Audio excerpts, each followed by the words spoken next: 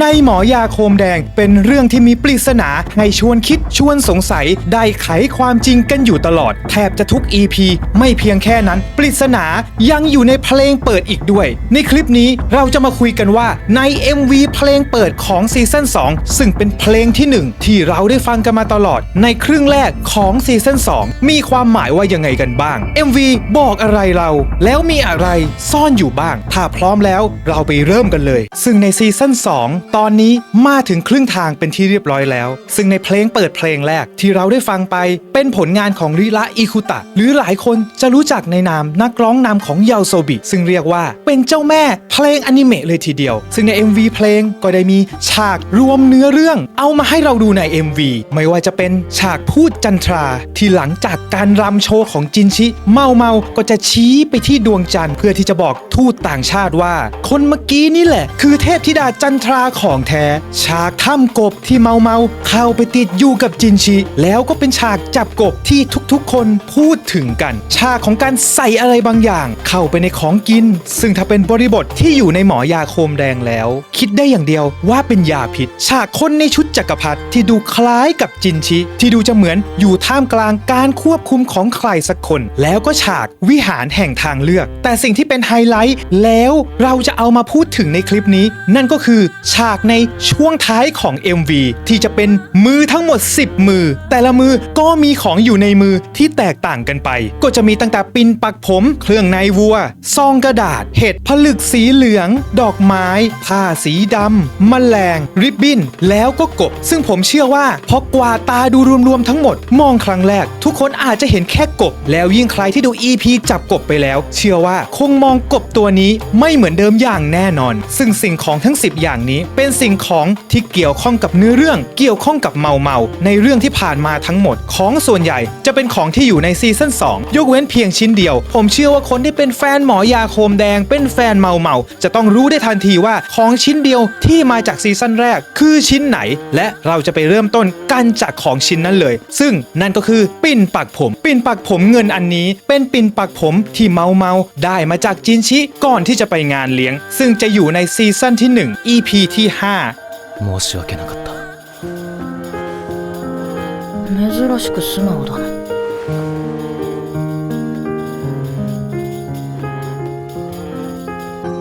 ใน EP นี้ทั้งเราที่เป็นผู้ชมแล้วก็จินชิจะได้เห็นเมาแต่งหน้าเป็นครั้งแรกเมาที่ตอนแรกปรากฏตัวในรูปแบบของลูกเป็ดขี้เหร่หน้ามีกระตัวผอมแห้งแล้วก็แบนราบแต่ใน EP นี้เมาจะแต่งสวยซึ่งการแต่งหน้าก็ทำให้เมาสวยขึ้นจริงๆสวยจนจินชิจำไม่ได้จนถึงขนาดคิดว่าเมาเป็นเด็กใหม่ที่จินชิไม่เคยเห็นเลยทีเดียวแล้วไฮไลท์ของ EP นี้คือการที่จินชิให้ปิ่นปักผมเมาซึ่งความหมายและเหตุผลของการให้ปิ่นปักผมเราเคยคุยกันไปแล้วในคลิปก่อนหน้านี้ซึ่งอาจารย์นัทสึก็เอาวัฒนธรรมจีนโบราณมาใช้ได้อย่างชาญฉลาดเพราะว่าการให้ปิ่นปักผมมีหลายความหมายมากขึ้นอยู่กับบริบทของผู้ให้แล้วก็ผู้รับซึ่งที่เราได้เคยคุยกันไปสำหรับบริบทของเมาและจินชิในฉากนี้ก็จะเป็นการให้ปิ่นปักผมจากขันทีให้สู่นางกำนันแล้วปริศนาใน EP นี้จะอยู่ในคำพูดของพระสนมเกียร์คุโยที่ก่อนที่จินชิจะเอาปิ่นปักผมมาให้กับเมาเกียร์คุโยพูดว่าเมาเจ้าเป็นนางกำนันของข้านะแต่พอเมาได้รับปิ่นปักผมจากจินชิพระนางเกียร์คุโยกลับพูดว่าเมาเจ้าไม่ใช่แค่นางกำนันของข้าอีกต่อไปแล้วนะซึ่งเมื่อกี้ยังบอกอยู่เลยว่าเจ้าเป็นนางกำนันของข้าแต่ตอนนี้พอได้ปิ่นปักผมไปกลับบอกว่าไม่ใช่แค่นางกำนันมันยังไงกันแน่ซึ่งผมได้อธิบายไปในคลิปที่ว่านั้นแล้วและสำหรับ2คนนี้เมาแล้วก็จินชิความหมายของการให้ปิ่นปักผมมันมีหลายความหมายมากในการให้ปิ่นปักผมเพียงแค่ครั้งเดียวแล้วก็ปิ่นปักผมเงินอันนี้ที่จินชิให้มามันก็จะไม่ได้อยู่แค่ใน EP นี้เท่านั้นมันจะยังไปปรากฏในเนื้อเรื่องหลังจากนี้อีกด้วยซึ่งอะไรที่เคยปรากฏในเนื้อเรื่องมาแล้วมักจะมีความหมายแล้วก็ถูกนำไปใช้ในเนื้อเรื่องภายหลังด้วยเราจะเห็นการเดินเรื่องแบบนี้หลาย ครั้งตามสไตล์การเขียนเรื่องที่ชอบทิ้งปริศนาของอาจารย์นัทสึก็ผ่านไป1อย่างแล้วเหลืออีก9อย่างเราไปต่อกันเลยชิ้นต่อมาที่เราจะคุยกันคือชิ้นที่มีรูปร่างเหมือนโบแต่จริงๆแล้วเป็นยางมัดผมของชิ้นนี้อยู่ในซีซั่นที่2ตอนที่2หรือก็คือตอนที่26ของเรื่อง似合ってる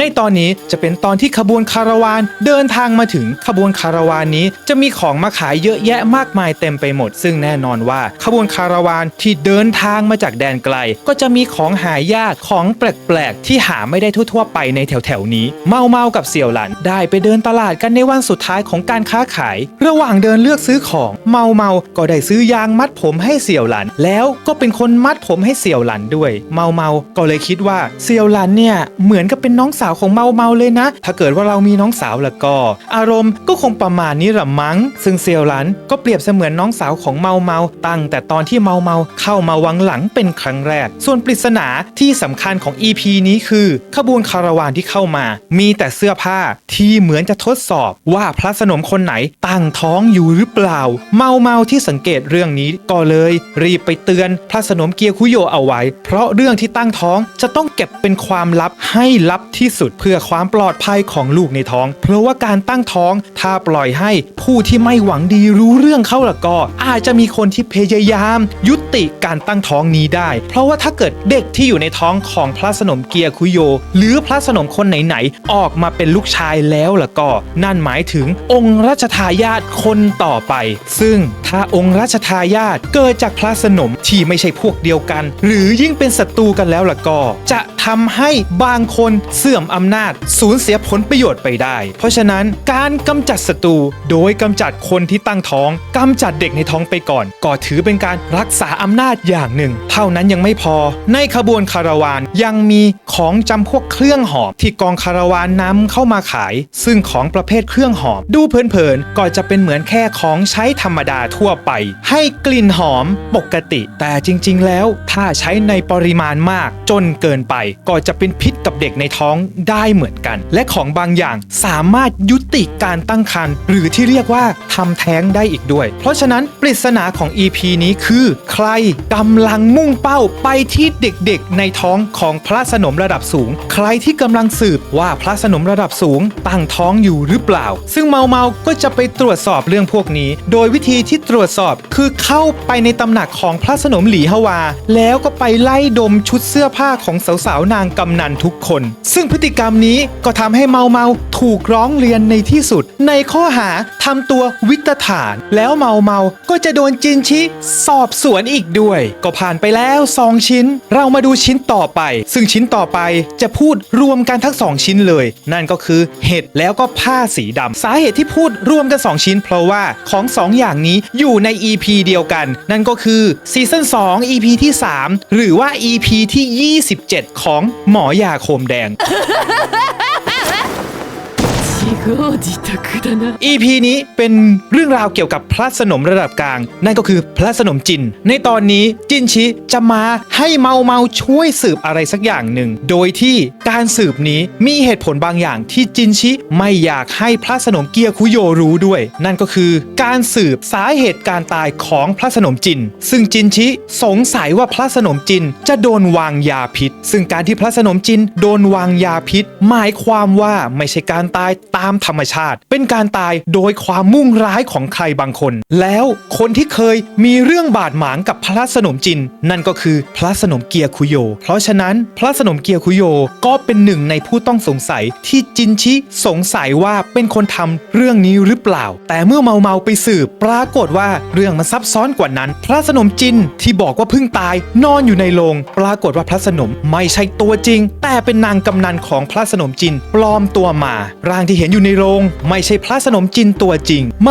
าก็เลยเกิดข้อสันนิษฐานบางอย่างขึ้นมาแล้วเมาก็ขอกำลังคนจากจินชิเพื่อที่จะไปขุดในป่าทางเหนือและแล้วข้อสันนิษฐานของเมาก็เป็นจริงพบร่างคนอยู่ในดินถูกฝังอยู่ซึ่งทั้งชุดที่สวมใส่เครื่องประดับตราประจำตระกูลบ่งบอกว่าคนนี้แหละร่างนี้คือพระสนมจินตัวจริงซึ่งเมื่อเจอร่างของพระสนมจินตัวจริงแล้วเมาก็ได้เกิดข้อสันนิษฐานของเหตุการณ์ทั้งหมดขึ้นมาโดยข้อสันนิษฐานของเมาก็คือพระสนมจินตัวจริงด้วยความที่จักรพรรดิเสด็จมาหาเป็นครั้งคราวไม่บ่อยนักตัวเองก็เลยเกิดความน้อยใจในตัวเองอยู่แล้วแต่นางกำนันของพระสนมจินซึ่งก็คือนางกำนันที่ปลอมตัวเป็นพระสนมจินแล้วก็นอนอยู่ในโรงนั่นแหละนางกำนันคนนี้ลักษณะดูเหมือนพระสนมจินเลยแล้วก็มีความงดงามด้วยซึ่งนางกำนันคนอื่นๆที่เป็นเพื่อนกับนางกำนันคนนี้ก็ชื่นชมเธอว่าเธอเนี่ยเป็นคนที่งดงามแถมมีจิตใจดีพระสนมจินก็เลยเกิดอาการอิจฉาริษยาเกลียดนางกำนันคนนี้ขึ้นด้วยความที่เพื่อนนางกำนันรักนางกำนันคนนี้มากๆก็เลยช่วยกันปกป้องแล้วก็ช่วยกันจัดการพระสนมจินตัวจริงไปซะแล้วก็ยกเพื่อนตัวเองที่ลักษณะรูปร่างหน้าตาคล้ายกับพระสนมจินอยู่แล้วขึ้นมาเป็นพระสนมจินตัวปลอมแทนแต่ด้วยความที่พระสนมจินตัวปลอมคนนี้ยิ่งอยู่นานก็จะยิ่งมีพิรุธบรรดานางกำนันที่เคยเป็นเพื่อนตอนนี้ต้องการที่จะปกปิดความผิดของตัวเองจากตอนแรกที่เป็นเพื่อนตอนนี้เริ่มที่จะกลับมาเป็นศัตรูแล้วเพื่อนได้ช่วยกันจัดการพระสนมจินตัวปลอมนี้จนตายไปในที่สุดซึ่งความคิดของเมาก็ได้เก็บไว้ในหัวไม่ได้บอกให้จินชิรู้เพราะถ้ารู้แล้วล่ะก็เรื่องราวจะต้องยุ่งไปทั้งตำหนักของพระสนมจินอย่างแน่นอนเผลอๆประหารยกตำหนักมันก็จะกลายเป็นเรื่องน่าเศร้าเหตุที่ปรากฏใน EP นี้ก็คือเห็ดที่ขึ้นจากศพของมนุษย์เมาอยากได้เห็ดนี้มาทำอะไรสักอย่างก็ไม่รู้แต่เธอน้ำลายไหลจินชิดูออกก็เลยสั่งให้เอาเห็ดนี้ไปทำลายทิ้งทั้งหมดส่วนผ้าสีดำคือผ้าไว้ทุกข์ที่ทุกคนที่ไปงานของพระสนมจินจะต้องผูกไว้ที่ข้อมือซึ่งเห็ดแล้วก็ผ้าสีดำเป็นของชิ้นที่3และ4ต่อไปเป็นของชิ้นที่5และ6ซึ่งอยู่ใน EP เดียวกันเหมือนกันนั่นก็คือผีเสื้อกลางคืนแล้วก็ซองยา2อย่างนี้จะอยู่ใน EP ที่29ของเรื่องหรือเป็น EP ที่5ในซีซั่นที่2ผีเสื้อกลางคืนสิ่งนี้เป็นของที่ชิซุยเตรียมมาช่วยเมาจะใช้ผีเสื้อกลางคืนนี้ในการรำแสดงของจินชิทูตต่างชาติพิเศษซึ่งเป็นสาวงาม2คนทั้งคู่ไม่ได้เป็นฝาแฝดกันแต่ดูเหมือนกันมากราวกับว่าเป็นฝาแฝดซึ่งทั้งคู่อยากจะเจอพูดจันทราที่ว่ากันว่างดงามเหลือเกินแต่ปรากฏว่าพูดจันทราคนนั้นในตอนนี้เป็นยายแก่ที่เมาบอกว่าแห้งอย่างกับกิ่งไม้คงจะใช้การเอามาโชว์เป็นพูดจันทราไม่ไหวแน่แล้วใครล่ะจะมาเป็นพูดจันทราคนต่อไปแทนคุณยายได้โดยเมื่อเมานึกไปถึงคุณยายตอนยังสาวๆตอนสาวๆคุณยายสูง5 ชื่อ 8 ชุนหรือก็คือ175 เซนติเมตรรูปร่างสะอดสะองหุ่นนางแบบทำให้โดดเด่นบนเวทีเมาที่คิดได้ว่าเราก็มีคนสวยตัวสูงใหญ่หุ่นดีอยู่ใกล้ตัวนี่นาท่านจินชิท่านไปรำในคืนนี้ก่อนแล้วกันเดี๋ยวข้าจะคอยช่วยเหลืออยู่เมาก็เลยจัดเซตติ้งทุกอย่างไม่ว่าจะเป็นสถานที่ที่จินชิจะโผล่ขึ้นมาชุดของจินชิการแต่งหน้าและสิ่งของที่สำคัญเลยที่ทำให้พูดจันทราสมบูรณ์แบบนั่นก็คือผีเสื้อกลางคืนในอดีตคุณยายในคืนก่อนที่จะรำชุดของคุณยายได้ถูกคนที่อิจฉาริษยานั่นก็คือบรรดาเพื่อนๆนั่นแหละเอาชุดไปคลุกกับซากแมลงเต็มไปหมดเพราะว่าตั้งใจจะทำให้มันดูสกปรกแต่กลับกันสิ่งร้ายกลายเป็นดีโดยความที่มีกลิ่นของแมลงกลิ่นของผีเสื้อกลางคืนทำให้บรรดาผีเสื้อกลางคืนตัวอื่นๆบินมาตอมยายในขณะที่รำซึ่งผีเสื้อกลางคืนเหล่านี้ก็จะมีแสงบางๆขึ้นมาแล้วเมื่อบินอยู่รอบตัวยายในขณะที่รำก็จะทำให้ยายเหมือนมีออร่าจากดวงจันทร์ทำให้ยายเป็นพูดดวงจันทร์ที่สมบูรณ์แบบซึ่งโชว์ของจินชิก็ประสบความสำเร็จอย่างงดงามแล้วในขณะที่ทูตต่างชาติกำลังงงเต๊กอยู่เมาก็ชี้ไปที่ดวงจันทร์แล้วก็บอกว่าไดอาน่าซึ่งเป็นชื่อของเทพแห่งดวงจันทร์ทำให้ ให้ทูตต่างชาติถึงกับอึ้งไปเลย เมื่อเจอคนที่งดงามแห่งอาณาจักรลี่เข้าไปนั่นก็คือเรื่องราวของชิ้นที่ 5 ผีเสื้อกลางคืนส่วนของชิ้นที่ 6 ที่เห็นเป็นห่อกระดาษมันเป็นซองยาซึ่งหลังจากเหตุการณ์พูดจันทราอายหลันซึ่งเป็นนางกำนันในตำหนักพระสนมเกียร์คุโยเกิดไม่สบายขึ้นมาเมาก็เลยพาอายหลันไปที่โรงหมอที่อยู่ทางเหนือของวังหลังแล้วอายหลันก็จะได้ยามากินซึ่งยานี้ก็จะถูกใส่พับอยู่ในซองกระดาษที่เห็นซึ่งนี่ก็จะเป็นครั้งแรกที่เมาเดินทางมายังโรงหมอแห่งนี้มาต่อกันกับชิ้นที่ 7 ดอกไม้อยู่ใน EP ที่ 30 ของเรื่องหรือก็คือซีซั่น2 EP ที่ 6こうなせず花園で枯れるといいレバในตอนนี้จะเป็นตอนที่พูดถึงตำหนักของพระสนมหลีฮวาเริ่มต้นจากการที่เมาได้รับคำขอร้องจากโรงหมอว่าให้ช่วยไปดูหญิงรับใช้คนหนึ่งซึ่งเป็นหญิงรับใช้ของพระสนมหลีฮวาให้หน่อยเพราะว่าหญิงรับใช้คนนี้มีอาการเจ็บป่วยมานานแล้วซึ่งเธอเคยมารักษาที่โรงหมอครั้งหนึ่งแต่เธอก็ไม่ได้กลับมาอีกเลยเมากับหมอหลวงก็เลยเข้าไปในตำหนักของพระสนมหลีฮวาซึ่งการเข้าไปก็ไม่ง่ายเพราะว่ามีหัวหน้านางกำนันที่ชื่อว่าชินซึ่งหัวหน้านางกำนันชินคนนี้เป็นลูกพี่ลูกน้องของพระสนมหลีฮวาในตอนแรกชินไม่ยอมให้เมาแล้วก็หมอหลวงเข้าไปเมาก็เลยกระซิบบอกหมอหลวงให้โชว์จดหมายจากจินชิก็เลยสามารถที่จะเข้าไปได้ในระหว่างที่เมาให้หมอหลวงคอยดึงความสนใจของชินเอาไว้ตลอดเมาก็ได้สังเกตห้องเก็บของแปลกๆที่ตั้งอยู่เป็นเอกเทศเมาจึงใช้จังหวะนี้ให้หมอหลวงเข้าไปเปิดห้องเก็บของนั้นซึ่งก็เจอจริงๆหญิงรับใช้ที่บอกว่ามีอาการป่วยนอนซมอยู่ในนั้นหรือถ้าจะพูดให้ถูกต้องคือโดนขังอยู่ในนั้นมากกว่าแต่สิ่งที่สำคัญไม่แพ้หญิงรับใช้ที่นอนป่วยนั่นก็คือของต้องห้ามไม่ว่าจะเป็นพวกเครื่องหอมต่างๆที่ใช้กับผิวหรือว่าใช้กับเสื้อผ้าของเหล่านี้ถูกสั่งห้ามไม่ให้นำเข้ามาในวังหลังแต่ปรากฏว่ามีอยู่เยอะแยะเต็มไปหมดในห้องเก็บของห้องนี้ในเมื่อมีของที่ผิดกฎเอาไว้ในครอบครองเรื่องนี้ก็จะต้องไปถึงตำรวจแห่งวังหลังนั่นก็คือตำรวจจิน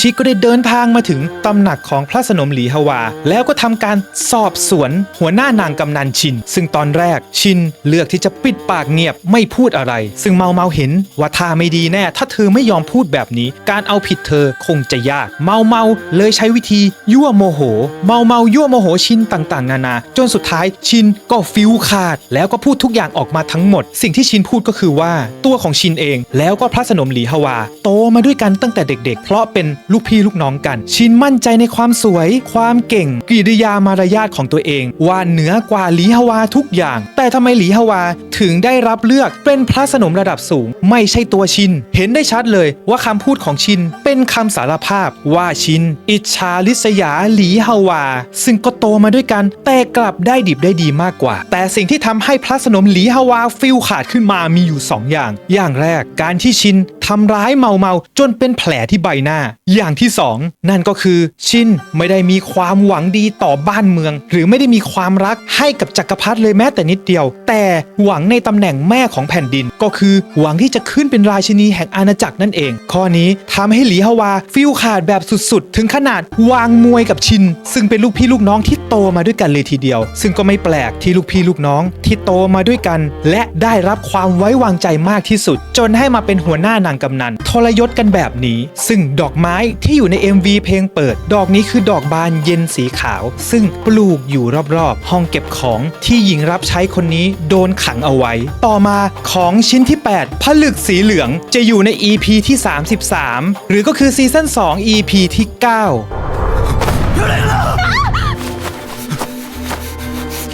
とても国のเป็น EP ที่เล่าเรื่องราวของอดีตจักรพรรดิซึ่งเจ้าผลึกสีเหลืองนี้เราจะเห็นครั้งแรกตอน EP ที่เป็นความฝันของจินชิฝันถึงเรื่องราวตอนเด็กๆว่าได้เจอกับอดีตจักรพรรดิแล้วอดีตจักรพรรดิพยายามที่จะมอบผลึกสีเหลืองนี้ให้กับจินชิแต่ว่าถูกแม่ของจินชินั่นก็คือพระพันปีอัญชิมาขวางเอาไว้แล้วจักรพรรดินีซึ่งเป็นแม่ของอดีตจักรพรรดิก็จะมาพาตัวอดีตจักรพรรดิกลับห้องไปซึ่งอดีต จักรพรรดิแสดงอาการกลัวแม่อย่างเห็นได้ชัดสุดท้ายจินชิก็จะเก็บผลึกสีเหลืองนี้เอาไว้ซึ่งผลึกสีเหลืองนี้ก็จะมาเฉลยใน EP ที่33ใน EP นี้จะเล่าเรื่องราวของอดีตจักรพรรดิว่าเหตุผลของการเป็นจักรพรรดิเปโดคืออะไรเริ่มตั้งแต่โดนจักรพรรดินีนั่นก็คือแม่ของตัวเองควบคุมบงการอยู่ตลอดเวลาตั้งแต่เด็กๆทำให้อดีตจักรพรรดิเป็นเพียงแค่หุ่นเชิดเท่านั้นโดนควบคุมโดนบงการอยู่บ่อยๆอดีตจักรพรรดิก็เลยเกิดอาการกลัวผู้หญิงที่เป็นผู้ใหญ่ด้วยอาการนี้ทำให้อดีตจักรพรรดิพูดคุยกับผู้หญิงได้แค่เด็กผู้หญิงตัวเล็กๆวัยประถมเท่านั้นสุดท้ายอดีตจักรพรรดิก็ได้ไปเจอเด็กผู้หญิงคนหนึ่งซึ่งเป็นเด็กผู้หญิงที่น่ารักและมีความทะเยอทะยานสูงอดีตจักรพรรดิมีลูกกับเด็กผู้หญิงคนนี้1คนซึ่งในภายหลังเด็กผู้หญิงคนนี้เมื่อเริ่มโตเป็นสาวอดีตจักรพรรดิจากที่เคยชอบเธอตอนนี้เริ่มที่จะกลัวเธอขึ้นมาแล้วก็ไม่เสด็จไปหาเธอเลยเธอคนนี้ก็เลยบุกเข้าไปในห้องนอนของอดีตจักรพรรดิแล้วลงมือทุกอย่างด้วยตัวเองจนมีลูกกับอดีตจักรพรรดิอีก1คนแล้วเธอคนนี้ก็ขึ้นกลายเป็นแม่ของแผ่นดินกลายเป็นราชินีแห่งอาณาจักรลี่เธอคนนี้ก็คือพระนางอัญชิหรือก็คือพระพันปีในปัจจุบันแต่สาเหตุที่แม่ของอดีตจักรพรรดิคอยควบคุมคอยบงการจริงๆแล้วพระนางทำไปเพราะความหวังดีตอนที่อดีตจักรพรรดิยังเป็นแค่องค์ชายน้อยวิ่งเล่นอยู่ในวังหลังโดยความที่รูปงามตั้งแต่เด็กๆก็มักจะถูกผู้หญิงในวังหลังเข้ามาป้วนเปี้ยนล่วงเกินอยู่เสมอซึ่งจักรพรรดินีก็พยายามปกป้องลูกของตัวเองแม้จะปกป้องด้วยความรักแต่การดูแลจนมากเกินไปก็ทำให้อดีตจักรพรรดิทั้งอ่อนแอแล้วก็ทั้งป่วยทางจิตจนอยู่กับผู้หญิงที่เป็นผู้ใหญ่ไม่ได้แต่ถึงอย่างนั้นถึงอดีตจักรพรรดิจะกลัวผู้หญิงที่เป็นผู้ใหญ่จนถึงขนาดเป็น PTSD แต่อดีตจักรพรรดิก็รักอัญชิจากใจจริงถึงแม้อัญชิจะเริ่มโตขึ้นสลัดคราบความเป็นเด็กออกไปโตเป็นสาวแล้วถึงแม้ความเป็นสาวของอัญชิจะทำให้อดีตจักรพรรดิกลัวแต่อดีตจักรพรรดิก็แอบวาดรูปของอัญชิลงบนผนังในห้องซึ่งผลึกสีเหลืองนี้คือหินสยองห่วงซึ่งเป็นหินที่ใช้ทำสีเหลืองในการวาดรูปซึ่งรูปวาดของอัญชิที่อยู่บนผนังเป็นรูปอัญชิในชุดสีเหลืองที่โตเป็นผู้ใหญ่แล้วแสดงให้เห็นถึงความรักที่อดีตจักรพรรดิมีให้กับอัญชิแต่ด้วยความที่กลัวผู้หญิงที่เป็นผู้ใหญ่จึงไม่กล้าไปบอกด้วยตัวเองก็เลยต้องฝากหินสยองห่วงให้กับจินชิเพื่อหวังว่าจินชิจะนำไปให้อัญชิแล้วอัญชิจะเข้าใจความในใจของตัวเองซึ่งในซีซั่นแรกเรื่องราวความรักที่ซึ้งที่สุดในซีซั่นแรกจะเป็นเรื่องราวของรากันและฟงเชนในซีซั่น2ก็คงจะเป็นอดีตจักรพรรดิกับพระพันปีอัญชินี่แหละต่อมาเป็นชิ้นที่9และ10ซึ่งอยู่ใน EP สุดท้ายของซีซั่น2ครึ่งแรกนั่นก็คือ EP ที่12หรือเป็น EP ที่36ของเรื่องどうする蹴りを入れるべきかโดยจะขอพูดถึงกบก่อนแน่นอนว่ากบตัวนี้คนบ่นว่าอยากจะเห็นตั้งนานแล้วคนทั่วโลกรอคอยฉากนี้กันฉากจับกบซึ่งใน EP นี้จินชิจะถูกชิโชเชิญไปล่าสัตว์ที่มณฑลทางเหนือซึ่งเป็นเขตปกครองของตระกูลชิแต่จินชิจะไม่ได้ไปในฐานะขันทีจินชิจะต้องไปในฐานะพระอนุชาแล้วจินชิก็จะเอาเมาไปด้วยซึ่งเมาก็สงสัยว่าทำไมขณะที่อยู่ที่นั่นจินชิจะต้องคาดผ้าปิดปากเพื่อปกปิดใบหน้าแล้วก็ใช้ชื่ออื่นนั่นก็คือโคเซนซึ่งเรื่องก็จะมาเฉลยว่าที่จินชิจะต้องคาดผ้าปิดปากนั่นก็เพราะว่าจินชิซึ่งตอนนี้ไปในฐานะพระอนุชาของพระจักรพรรดิซึ่งพระอนุชาของพระจักรพรรดิว่ากันว่ามีรอยแผลไฟไหม้ที่ใบหน้าจึงต้องปกปิดใบหน้าอยู่ตลอดเวลาออกไปข้างนอกแล้วพระอนุชาก็จะไม่ได้ไปไหนบ่อยๆจะเอาแต่เก็บตัวอยู่ในวังซึ่งการมาล่าสัตว์ครั้งนี้จะเป็นแผนของชิโชที่จะเอาพระอนุชามาสังหารในถิ่นตัวเองจินชิที่ได้ถูกปองร้ายทั้งการเสิร์ฟอาหารซึ่งเป็นอาหารบำรุงกำลังอย่างตะภาพแล้วก็เหล้าทำให้เกิดอาการร้อนและยิ่งคาดผ้าปิดปากบวกกับอากาศที่ร้อนณขนาดนั้นมันทำให้ทุกอย่างยิ่งร้อนไปหมดแต่โชคดีที่จินชิไม่ได้กินอาหารพวกนั้นแล้วยังจะโดนลอบยิงในป่าที่จินชิกับเมาจะต้องหนีกระสุนกระโดดลงน้ำตกไปติดอยู่ในถ้ำด้วยกันในขณะที่จินชิกับเมากำลังพยายามที่จะหาทางออกซึ่งทางออกมันจะต้องปีนขึ้นไปจินชิเลยเสนอว่าจินชิจะเป็นฐานให้เม เมาเหยียบแล้วเมาเมาก็เหยียบจินชิต่อตัวขึ้นไปทางออกแต่ขณะที่เมาเมาเหยียบจินชิแล้วพยายามที่จะเอื้อมมือขึ้นไปถึงทางออกก็มีกบเจ้ากรรมกระโดดขึ้นไปที่หน้าของเมาเมาพยายามที่จะสะบัดกบตัวนั้นออกไปจากหน้าแต่ด้วยความที่สะบัดแรงจนเกินไปเมาก็เลยล่วงลงมาทับจินชิซึ่งการทับครั้งนี้เป็นการทับแบบ face to face คือจินชินอนหงายแล้วเมานอนคว่ำซึ่งฉากแบบนี้จะเป็นซีนพระเอกนางเอกที่เราเห็นใช้กันในละครบ่อยๆส่วนใหญ่จะเป็นการเดินชนกันหรือว่านางเอกโซเซแล้วล้มลงมาทับพระเอกแต่บังเอิญ